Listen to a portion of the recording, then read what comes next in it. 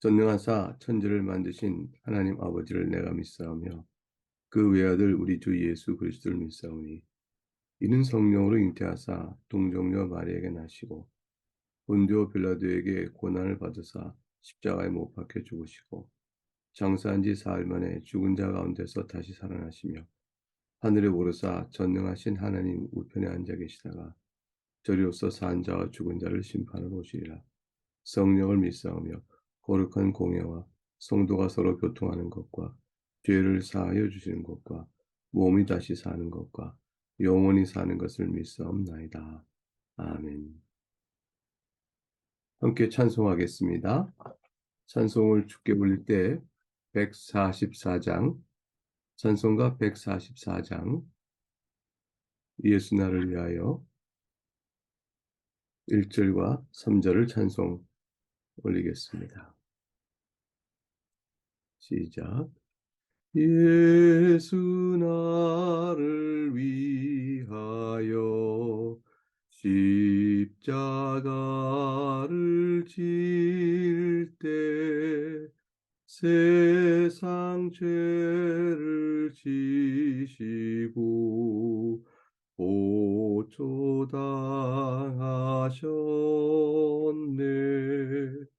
예수님, 예수님, 나의 죄 위하여 보배 피를 흘리니 죄인 받으소서. 이와 같이 붉은 죄 없는 이가 없네. 십자가의 공로로 눈과 같이 되네. 예수님, 예수님, 나의 죄 위하여 보배 피를 흘리니 죄인 받으소서.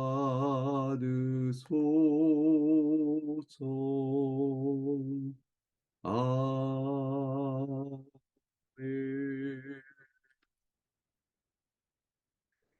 오늘 살필 하나님의 말씀은 로마서 4장 13절에서 25절까지 말씀입니다. 로마서 4장 13절에서 25절까지 말씀은 말씀을 설명하면서 그때그때 나누어서 보도록 하겠습니다. 이제 주의 말씀을 설명해 드리겠습니다. 우리는 율법의 행위가 아니라 믿음에 의하여 의롭다함을 받습니다. 믿음으로 의롭다 하심을 받는 일엔 도무지 율법의 행위라 오직 그럼 무엇입니까? 하나님의 긍휼하심에 따른 은혜에 근거하고 있습니다. 다시 말하면 율법의 행위에 따른 우리의 순종, 그것에 따른 우리의 공로, 그것이 우리를 의롭다 하는 것이 아니고 믿음으로 된다라고 말하는 것입니다. 그때의 믿음은 바로 오직 하나님의 긍휼하심에 따라 베풀어지는 그리스도의 은혜의 공로에 근거하고 있습니다. 은혜의 공로, 우리에게는 은혜요. 그 은혜를 베푸시는 그리스도께서는 우리를 대신하여 공로를 세우신 것이죠. 그래서 의롭다함이 율법 행위있다 하는 자는 자신의 공로를 주장하는 자요. 믿음으로 의롭다함을 받는 것이라 하는 자는 그리스도의 공로를 주장하게 되는 것입니다. 오늘 본문의 13절은 이렇게 시작을 합니다. 하나님의 말씀을 들으시기 바랍니다. 아브라함이나 그 후손에게 세상의 상속자가 되리라고 하신 언약은 율법으로 말미암은 것이 아니요 오직 믿음의 의로 말미암은 것이니라. 13절이 무엇을 뜻하는지는 창세기 15장을 볼 필요가 있습니다. 창세기 15장 4절부터 5절 말씀은 기록되기를 여호와의 말씀이 그에게 임하여 이르시되 그 사람이 너의 상속자가 아니라 네 몸에서 날 자가 너의 상속자가 되려 하시고 그를 이끌고 밖으로 나가 이르시되 하늘으로 무뼈를 셀 수 있나 보라. 또 그에게 이르시되 너의 자손이 이와 같으리라. 6절 아브라함이 여호와를 믿으니 여호와께서 이를 그의 의로 여기시고 또 그에게 이르시되 나는 이 땅을 너에게 주어 소유를 삼게 하려고 너를 갈대아인의 우르에서 이끌어낸 여호와니라. 여기서 이제 아브라함이 약속하신 그 복과 관련해서 너의 자손이 이와 같으리라 했습니다. 여기서 너의 자손은 결국에는 약속의 아들로 오시는 예수 그리스도이시고 둘째는 예수 그리스도를 믿는 그리스도에게 속한 자입니다. 이 사실을 갈라디아 3장 10절 16절에 이 약속들은 아브라함과 그 자손에게 말씀하신 것인데 여럿을 가리켜 그 자손들이라 하지 아니하시고 오직 한 사람을 가리켜 네 자손이라 하셨으니 그 그리스도라 하신 말씀에서 확인이 됩니다. 동시에 갈라디아서 3장 29절에 가게 되면 너희가 그리스도의 것이면 곧 아브라함의 자손이요 약속대로 유업을 이을 자니라. 그래서 아브라함의 자손은 1차적으로 예수 그리스도입니다. 그리고 2차적으로는 그리스도에게 속한 우리가 그리스도에 속했으므로 아브라함의 자손이 또한 되는 것입니다. 세상의 상속자가 될 것이라. 창세기 15장의 그 말씀은 땅과 연결되는 것이죠. 가나안 땅을 가리킵니다. 가나안 땅은 그리스도께서 약속하신 천국을 가리키는 모형이죠. 이 모든 것을 주실 그리스도를 가리켜서 히브리서 1장 2절엔 망류의 상속자라 이렇게 말씀하셨습니다. 결국 오늘 읽었던 발견했던 13절에 로마서 15장 14장 13절에 아브라함이나 그 후손에게 세상의 상속자가 되는 언약은 이 말씀에 담겨 있는 그 의미가 얼마나 깊은가를 생각해야 합니다. 언약은 오직 믿음으로 말미암은 것이라. 창세기 15장에 아브라함과 약속하셨던 믿음으로 의롭게 되어지는 것으로 인해 주어지는 큰 약속, 아브라함의 언약이 다 의롭다함을 받는 자에게 주어지는 것임을 보여줍니다. 그리고 그것은 율법의 행위가 아니라 믿음으로 되어지는 것입니다. 따라서 우리는 계속 읽으면서 율법의 행위에 따른 의와 믿음으로 말미암아 그리스도에 의하여 주어지는 의, 이 두 가지 사실을 늘 대조해 보아야 합니다. 하나님의 말씀 로마서 4장 14절과 15절을 읽겠습니다. 들으시기 바랍니다. 만일 율법에 속한 자들이 상속자이면 믿음은 헛것이 되고 약속은 파기되었느니라. 율법은 진노를 이루게 하나니 율법이 없는 곳에는 범법도 없느니라. 사도 바울의 말씀은 이와 같은 것이죠. 생각해보자. 만일 하나님께서 아브라함에게 약속하신 것이 율법을 지키는 공로에 따라 상속자로 삼으신다는 것이라면 누가 상속자가 될 수 있겠는가? 율법을 비추어 온전하고 흠이 없는 자가 없으며 도리어 하나님의 진노를 받기에 합당한 자일 뿐 아니겠는가? 그렇다면 율법을 행함으로 의롭게 되는 자들이야 아브라함에게 약속하신 것을 상속받는다고 하자. 그렇다면 믿음은 헛것이 되고 하나님께서 아브라함에게 약속하신 것, 믿음으로 의롭다를 만다는 것은 다 하나만한 약속이 되고 그 실효성이 파기되지 않겠는가. 그러니 그럴 수 없느니라 이렇게 말하고 있는 것이죠. 그래서 로마서 4장 16절 말씀은 이렇게 이어집니다. 그러므로 상속자가 되는 그것이 은혜에 속하기 위하여 믿음으로 되나니 이는 그 약속을 그 모든 후손에게 굳게 하려 하심이라. 율법에 속한 자에게뿐 아니라 아브라함의 믿음에 속한 자에게도 그러하니 아브라함은 우리 모든 사람의 조상이라.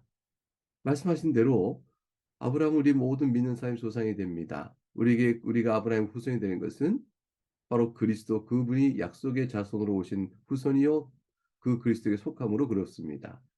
그렇게 될 때 아브라함이 약속하신 모든 것이 우리에게 주어지는데 은혜로 주는 것이라.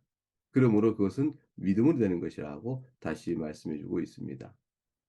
17절에서 그러면 아브라함이 믿으니 의롭게 되었다라는 말씀에서 그 의롭다를 받는 믿음은 무엇인가 하는 것, 어떤 것인가를 설명하기 시작합니다.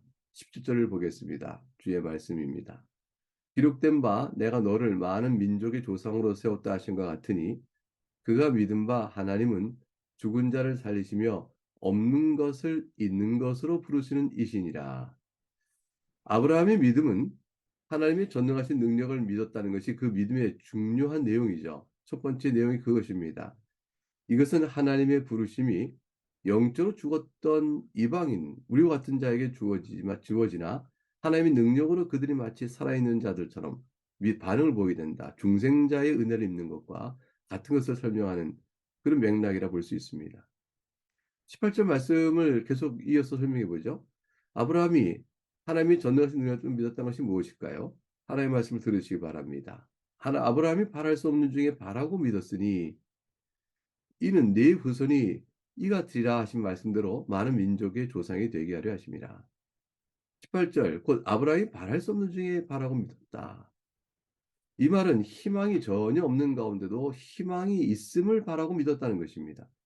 사람이 볼 때는 불합리합니다. 불가능하죠. 그럼에도 불구하고 여전히 의심에 흔들리지 않고 희망을 견고하게 붙들고 믿었다라는 뜻입니다. 하나님의 약속은 사람이 바라보는 차원에서는 바랄 수 없는 것이었습니다. 로마서 4장 20절에 이렇게 설명하죠.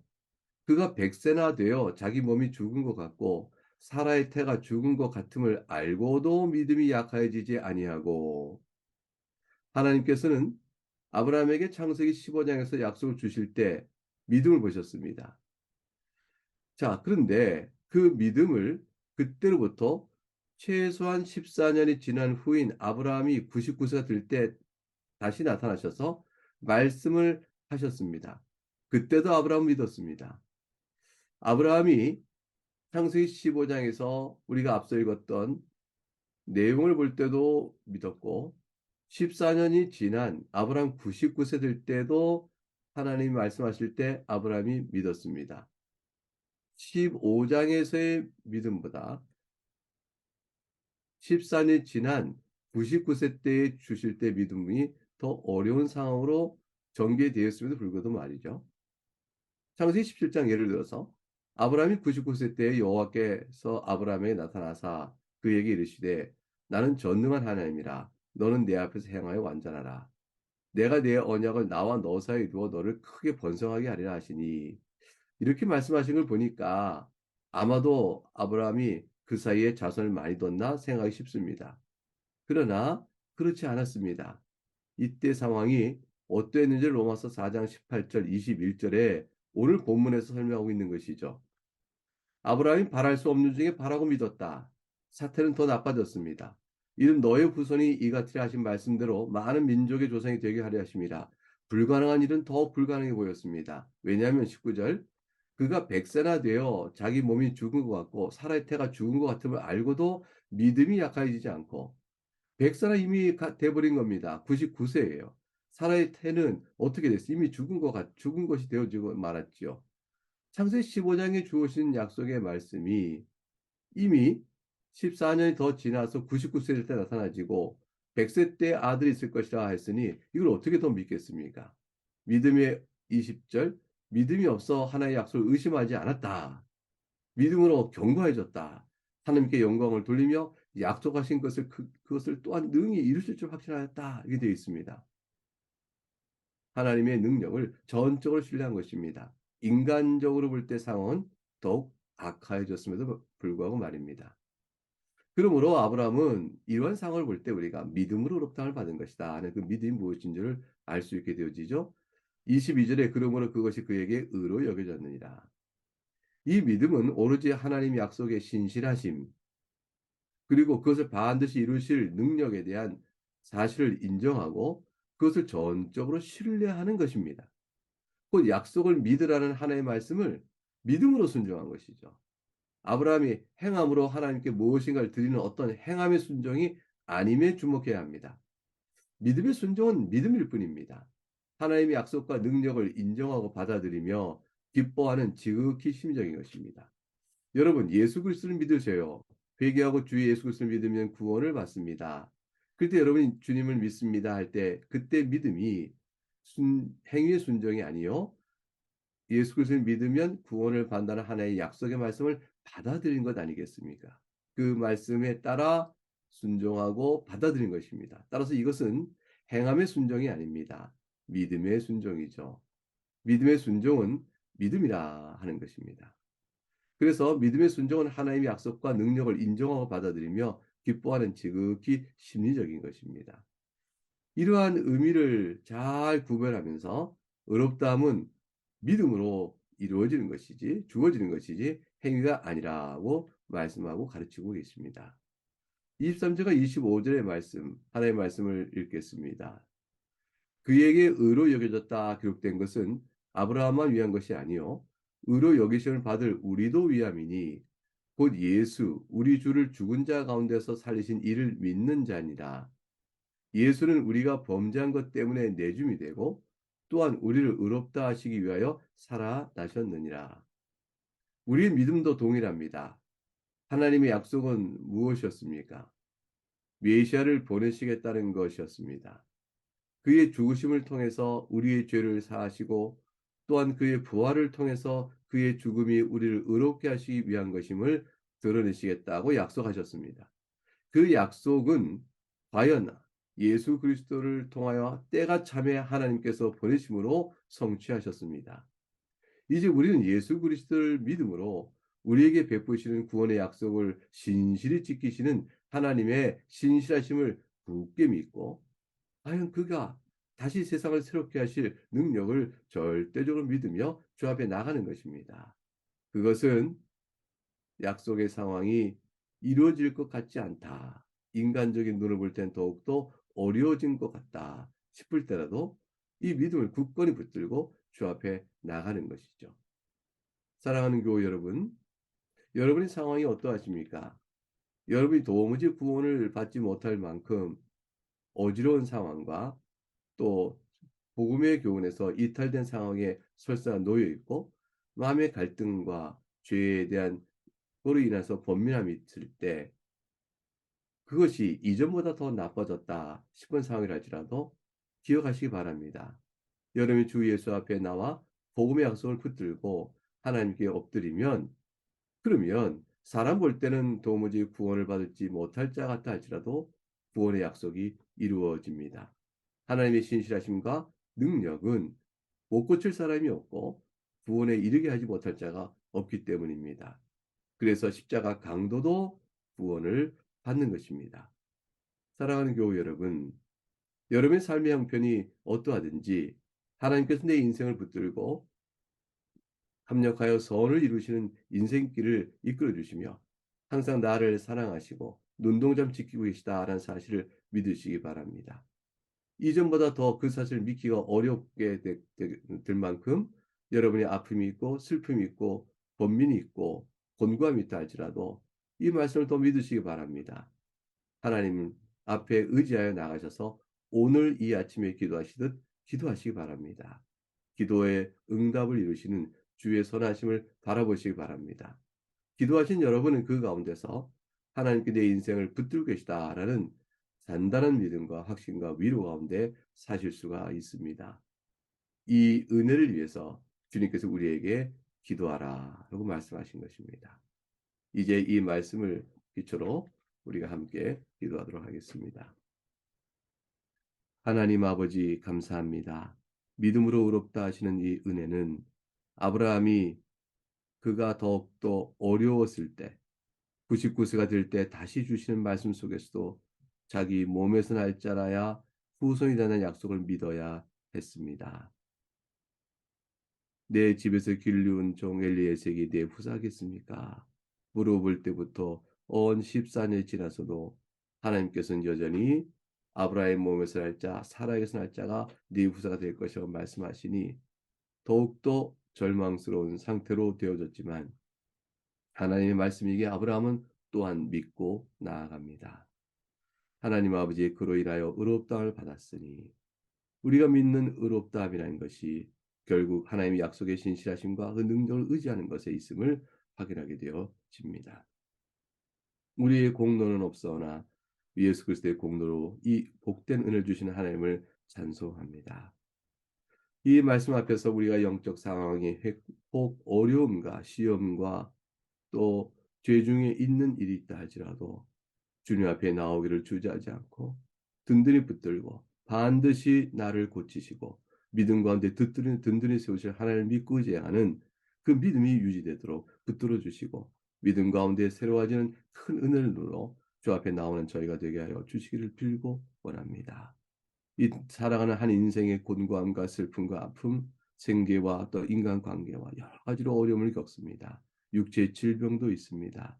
그 가운데서도 하나님 내 인생을 서리 베푸시사 살피시고 기도를 들으신다는 사실을 굳게 믿고 더욱더 주님이 기도를 들으지 아니하시는 것 같은 답답한 상황이 되더라도 하나님께 나와 기도하기를 쉬지 아니하므로 마침내 기도하라 말씀하신 주의 뜻을 또 따라 순종할 때 하나님께서 베푸시는 은혜도 또 누려가는 저희가 되기를 원합니다. 하나님 아버지, 우리를 합력하여 선을 이루게 하시는 주의 선한 손길을 믿고 의지하며 오늘 하루도 감당하는 귀한 우리 나그네 교회에 속한 권속들 되도록 주여 복을 내려주시고 이 모든 것을 통해서 주 홀로 영광과 찬송을 받으시옵소서. 감사하고 예수 그리스도 이름으로 기도함나이다. 아멘. 이제 다 같이 주님께서 가르쳐 주신 기도를 하나님께 드리겠습니다. 하늘에 계신 우리 아버지, 이름이 거룩히 여김을 받으시오며 나라가 임하시오며 뜻이 하늘에서 이루어진 것 같이 땅에서도 이루어지이다. 오늘 우리에게 일용할 양식을 주시옵고 우리가 우리에게 죄 지은 자를 사하여 준 것 같이 우리의 죄를 사하여 주시옵고 우리를 시험에 들게 하지 마시옵고 다만 악에서 구하시옵소서. 나라와 권세와 영광이 아버지께 영원히 있사옵나이다. 아멘.